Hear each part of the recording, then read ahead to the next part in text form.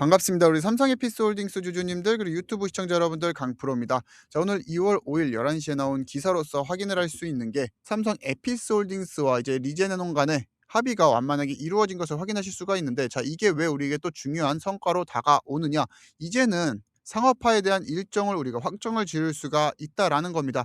자, 이러한 소송이 장기화될 경우에 이제 판결 결과에 따라서 출시가 짧게는 몇 개월, 길게는 수년 뒤로 밀릴 리스크를 우리가 안고 있었죠. 하지만 이번 합의로 26년 4월에는 유럽, 5월에는 글로벌 시장 진출이 완전히 확정이 되었습니다. 이는 곧 올해 2분기부터 이제 재무제표에 아일리아 바이오시밀러의 매출 부분이 실질적으로 반영이 되기 시작한다라는 의미로서 이제 실적 추정치에 대한 신뢰도도 극대화할 수 있는 중요한 키워드라는 거죠. 특허 분쟁 같은 경우는 특히나 막대한 비용과 인적 자원이 투입되는 또 소모전이기에 삼성 에피스홀딩스를 투자를 하는 우리 주주님들에게도 이게 불확실성을 키우는, 투자하기 꺼려지는 악재로서 계속해서 남아 있었는데, 이번에 이게 해소가 되었다라는 거죠. 자, 이게 또 재밌는 게 지금 항소심 신고 직전에 합의를 통해 향후 발생할 수 있는 추가 소송 비용에 대해서 원천 차단을 했으면서, 이는 판관비 절감과 함께 하반기에 있을 이제 영업 이익률에 대한 개선까지 우리가 또 기대해 볼 수가 있었습니다.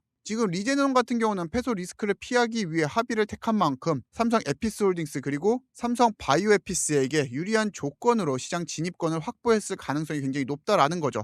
자, 이는 단순 분쟁 종결이 아니라 이제는 수익성을 전제로 한 전략적인 선택을 하는 것이라고 우리가 알 수가 있습니다. 지금 바이오시밀러 시장 같은 경우는 초기 진입자가 시장 파이 전체를 선점하는 구조적인 이점을 가지고 있기에 이번 합의로서 경쟁사들보다 앞선 시장 진입을 하게 된다라고 하면은 병원과 이제 보험 등재 과정에서도 우위를 선점할 수가 있고, 특히나 아일리아 글로벌 매출 규모가 현재 이제 14조 원에 달하는 만큼 여기에 이제 5% 10% 점유율만 확보하더라도 5% 10% 점유율만 확보를 하더라도 당사 전체 매출 외형은 비약적으로 상승을 할 수밖에 없다라는 거죠. 자, 그런데 이러한 호재 속에서도 지금 우리 삼성 에피스홀딩스 같은 경우는 여전히 이 60만 원대, 오늘 같은 경우는 이제 코스닥 코스피 지수가 각각 3% 포인트씩 밀리다 보니까 오늘 같은 경우는 이제 종가가 58만 3천 원까지 밀렸는데, 여기에서 우리 삼성 에피스홀딩스 같은 경우는 여전히 주가에 대한 탄력성이 떨어지는 이유에서 총 3가지 이유로 나눠볼 수가 있는데, 그중 첫 번째가 지금 이제 홀딩스 체제로 재상장이 되면서 시장은 사업회사가 아니라 지금 지주회사로 평가를 하려는 경향이 있습니다. 그러니까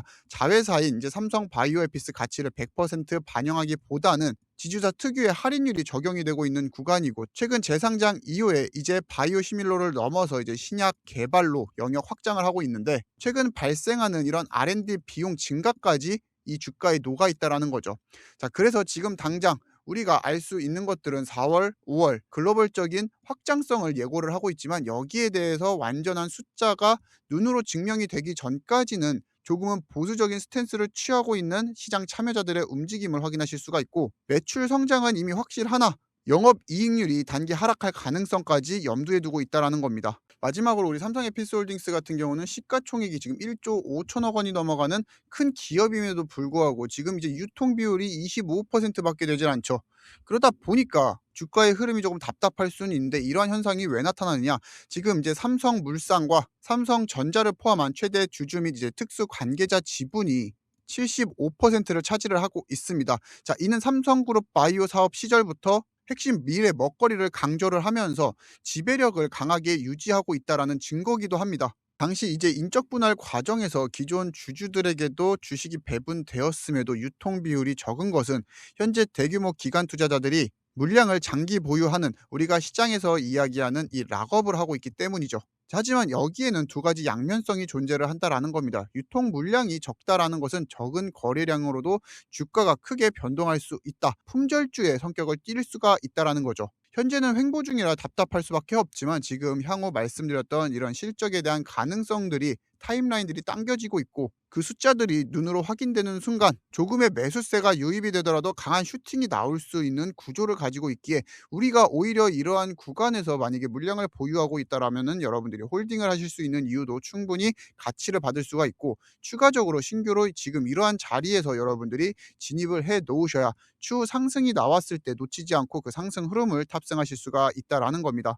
자, 그렇게 저 강프로 같은 경우는 차트에다가 줄을 긋고 하락 추세가 어떠냐, 어떠니, 세력이 어떠니 이러한 말씀을 드리는 것보다는 지금 이 주식이 갖고 있는 자체, 이 펀더멘탈 모멘텀 자체를 어떻게 해석하느냐에 따라서 우리가 매수를 해도 되는지 매수를 하면 안 되는지 좀 평가를 더 하는 것을 선호를 하기 때문에 여러분들에게도 이런 식으로 말씀을 드리고 있습니다. 다만 지금 우리 삼성 에피스홀딩스 같은 경우는 채널 자체가 이제 곧 있으면은 하락 채널이 깨지고 기간 조정을 통해서 시간을 단축시키고 이제 실적이라는 시그널이 반등이 된다라고 하면은 급등을 할 수 있는 위치는 충분히 도달을 할 수 있다라는 거죠.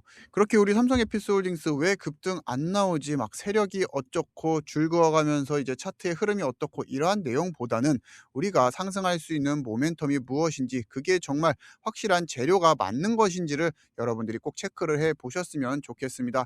저는 앞으로도 우리 삼성 에피스홀딩스에 대한 내용들 계속해서 브리핑을 해드릴 예정이고, 오늘 내용이 조금이나마 도움이 되셨다라고 하면은 구독과 좋아요는 꼭 한 번씩 부탁드리면서, 목요일 오늘 하루도 너무 고생 많으셨고 저 강프로는 더 좋은 뉴스, 더 좋은 소식으로 또 찾아뵙도록 하겠습니다. 감사합니다.